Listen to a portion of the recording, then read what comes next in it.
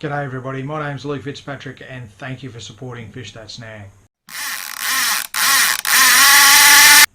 So I'm just going to take the opportunity today to talk about soft plastic lures.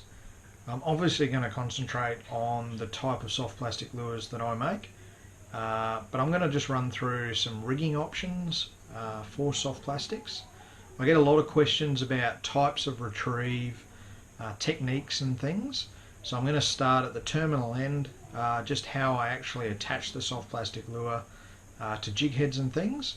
And then I guess we'll progress as the year goes by. I'll make a few more videos about different retrieves and things. So hopefully somebody can get some information out of this. For those fishermen who've been using soft plastics a long time, nothing new here at all. But for those of you who are just starting with soft plastic lures, maybe a couple of little tips to help you out. Very basic rigging options through to a few more of the advanced rigging options, and I'll explain the reasons why you might rig your soft plastic in that particular way. So I'll start with the Kotel Grubs. It's a 3.5 inch Kotel Grub that I pour using a do-it mould. Here's just a couple of seconds that I've got rigged up. This is probably the most common way to rig these up. At the moment I've just got it with a 1/4 ounce TT jig head rigged up as shown, and I use this by far is my favourite style of lure.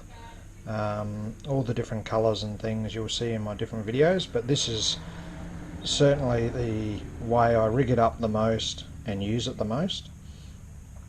I guess the reason why is as it goes through the water, I mean you can see the tail action in the footage in this video about how good the tail action is, but the lure itself, having the weight on the front, even when the lure hits the bottom and sort of sits sort of like that at the bottom of the ocean, the tail's still working, and that's really the part of the lure that's doing all the work.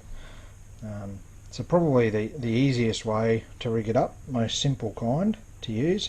You can use that as a slow retrieve just back towards the boat, or you can use it as a hopping action, and even a fast retrieve. So certainly,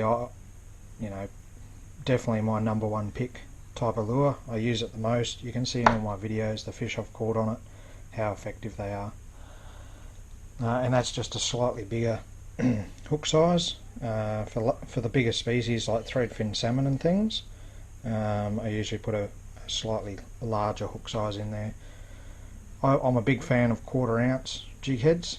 I use them probably the most. Another type which I use a hell of a lot is the 4-inch prawn, and again I've just rigged this up in a shad style head. Very, very basic.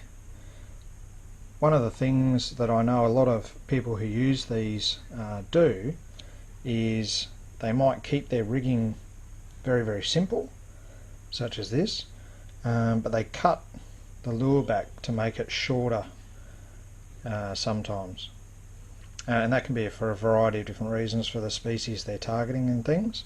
So I've seen some guys who actually use the 4-inch lure, they'll realise they're not hooking up, or for some other reason, and they'll just quite simply get the lure, and using a pair of braid scissors or something, they just cut them along the segments, and just thread the hook on the same way. So you can see where the jig head would actually sit with that. So the hook would be about there, so you've still got the tail action working quite well.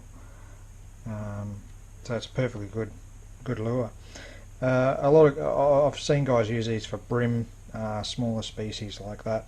Some guys even contact me and say they've split the tail here, so they'll get a pair of scissors and they'll actually go through and cut open these bits down the back.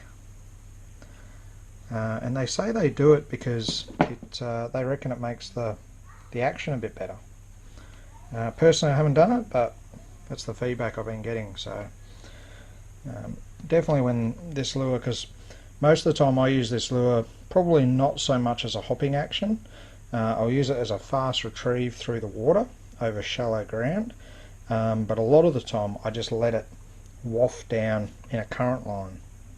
So when the jig head's on the front like it is in this one, it's going down like this. The tails, you can see how much movement there is already. Or you can rig it like this and have the weight more central just here, and as it goes down through the water column it just keeps it upright a little bit more, so it sort of goes like that, and the tail action still does the business. Also good for not getting snagged so much, having it rigged up like this. This is actually a eagle claw setup, so it's actually got the curl wire in here, and you just thread your lure on, twist it on to the top, and then you just mark and thread your hook through as you normally would, and the weight sits underneath. So when the fish comes up, they essentially engulf it from behind, and as they bite down, come down on top of it, the hook sets as it pulls that way. So I've used them quite a lot, and they're probably my favourite style for using the 4-inch prawn when there's a lot of current, a lot of movement in the water, because I want it to really sort of sink. Probably it doesn't sink flat, but certainly sink it sort of a bit more of an angle than that, whereas opposed to this one here, they sink pretty much like straight down. This will just go down on a slightly less angle and still give you your tail action. The paddle tails as well, very popular. A lot of people purchase the paddle tails. Here's your standard setup, I'd guess. A TT jig head, 1/4 ounce, and you can see by the footage how the tail moves through the water. It's not really a kicking action, it's more of a circular thump thump thump as it goes through, and having the jig head at the front again allows it to bang into the bottom, rest, and then come up, or be pulled in a straight line. One thing I have noticed when using it like this is I like to use jig heads that have a longer shank. I haven't got any with me right now, but I like to have the hook probably come back about here, probably where my thumb is now.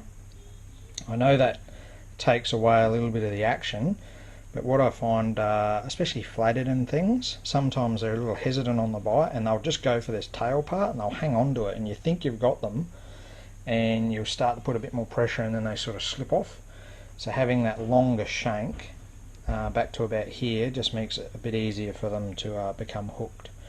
But that's certainly probably the most popular and easy way to rig that particular style of lure up. A couple other methods. I know there's fancy names for all this sort of stuff. I just try and keep it really simple. Here's a weedless TT jig head. You can buy the molds to make these yourself as well, but TT do a good job. So this is hooked wirelessly. Having the jig head free like this allows you to have all the movement of the lure, which is really good. Again, it's got that weedless sort of hook setup. That's not going to get caught on anything too bad. Hook's nice and close to the lure. The fish have to fully engulf it again, and as they push down on it, they become hooked as that hook sort of pops itself out. So while it's tucked in there, it keeps you away from the weeds and things like that. And this jig head allows you to wiggle it through some really tight structure and gives the full action of the lure. Really good setup. And very similar to the 4-inch prawn. Again, this is the eagle claw jig, 1/4 ounce weight underneath, the wire fitting on the front. I've got a packet of them just here, I'll just get it.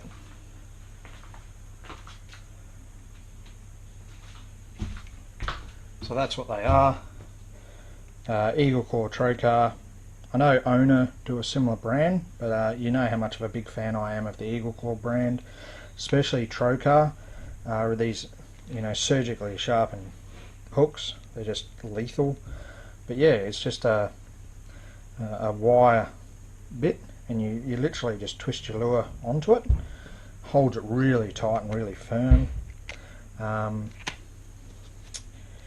Yeah, and then you just mark where you need it to go up through there. The good thing about these paddle tails is they've got the cavity underneath that allows the hook to slip up and down as you need to, as it's going through the water, so it slips up and down quite easily.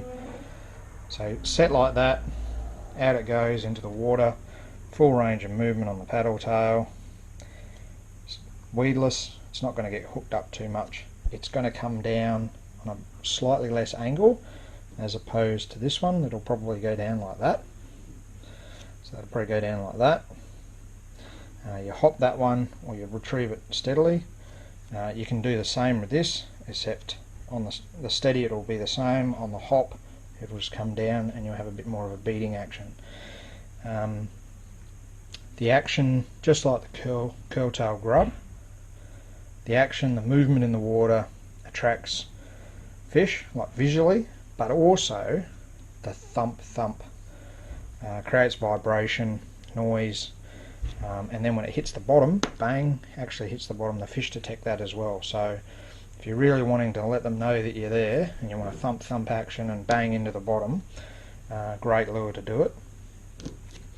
This one doesn't thump as much, still thumps when it hits the bottom, but it's very noticeable, the movement of the tail as it's going through the water, and you can see that from the other footage. Yeah, and then the last one, I'm only really still using these lures, like just learning how to use them, I guess, is the twin tail. Very big in the US. I've caught a lot of brim on them, and a few flathead. They got quite a long body on them, which I tend to cut down quite significantly to fit into my jig heads, because a lot of the smaller jig heads with the smaller hook sizes are quite short in the shank, so I cut them down significantly, like that. This and this here, I mean, that's really your starting point for using soft plastics. That's the basic way to rig them up, simplest way to do it, very effective, highly effective. And then once you get confident with your retrieves and things, yeah, start experimenting, start using a few more weedless sort of setups. A little bit more complicated. It does take a bit of practice to rig these, but they are incredibly effective. So there you go. So there you go, folks. I'm all done. Thank you so much for your time. I truly appreciate it. Please remember to hit the like button if you enjoyed this video. Also subscribe to my YouTube channel if you haven't done so already. This helps me so much as Google look at subscriber numbers, the amount of likes you get, the amount of comments you get on your videos and things, to boost your engagement statistics, and that then means they push the videos out further and further with their overall audience. So every time you hit like, every time you make a comment, every subscriber really makes a huge difference, and I cannot thank you enough for doing what you do.